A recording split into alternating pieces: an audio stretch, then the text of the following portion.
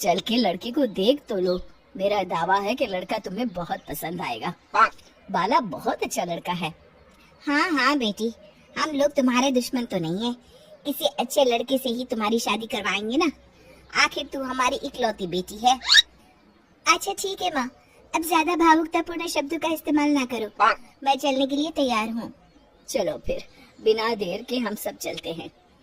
सभी बाला के घर पहुँचते हैं। अरे क्या बात है बहन जी, अभी तक आपका बेटा नहीं आया? जी बस आता ही होगा। तभी वहाँ बाला आता है। लो जी, आ गया मेरा बेटा। ये लोग तुझे देखने आए हैं और ये इनकी बेटी नम्रता है।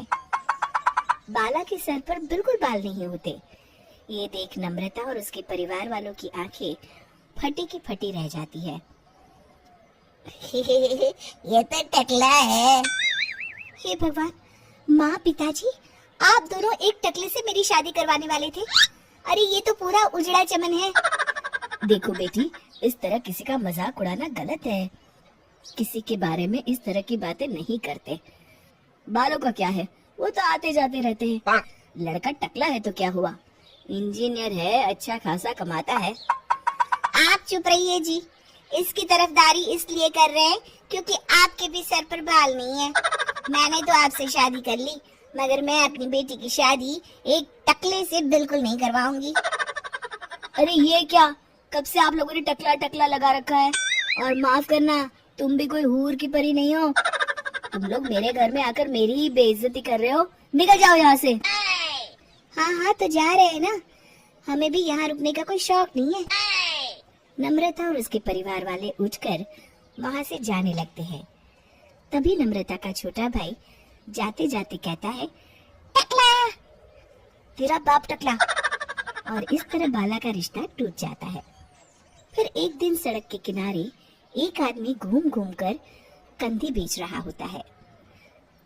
कंधी ले लो, कंधी, एक से बढ़िया एक कंघी ले लो, नए जमाने की कंघी ले लो। अरे भाई ये ले लो। घूमते घूमते वो बाला के पास पहुंच जाता है। अरे भाई साहब, कंधी लोगे क्या? ये लो। तभी उसकी नजर बाला के सर के ऊपर पड़ती है। अरे माफ करना भाई साहब, आप इसे लेकर क्या करोगे? आपके सर पर तो बाल ही नहीं है। आपका तो स्टेडियम पूरा खाली है। चलता हूँ, कंधी ले लो, कंधी ले लो। कंधी वाले की बातें सुनकर बाला को बुरा लगता है। उस समय बाला को ऐसा महसूस होता है कि उसके लिए दुनिया में सबसे कीमती कोई चीज अगर है तो वो सिर्फ बाल है। बाला सड़क पर चलते हुए लोगों के बाल बड़े गौर से देखता है। चलते चलते बाला एक मंदिर के पास पहुंच जाता है। हे भगवान, तुमने ये मेरे साथ क्या किया?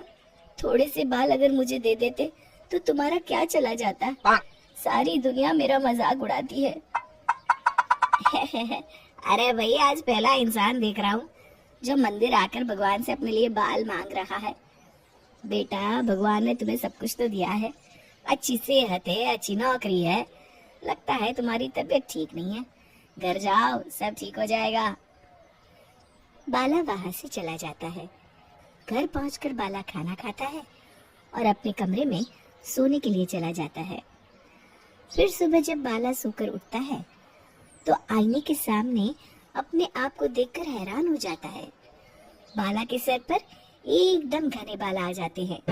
बाला खुशी से झूम उठता है। अरे ये तो चमत्कार हो गया, मेरे सर पर बाल आ गए। लेकिन ये हुआ कैसे? दोस्तों, अगर आप इस कहानी का दूसरा भाग देखना चाहते हैं तो हमें कमेंट करके जरूर बताएं।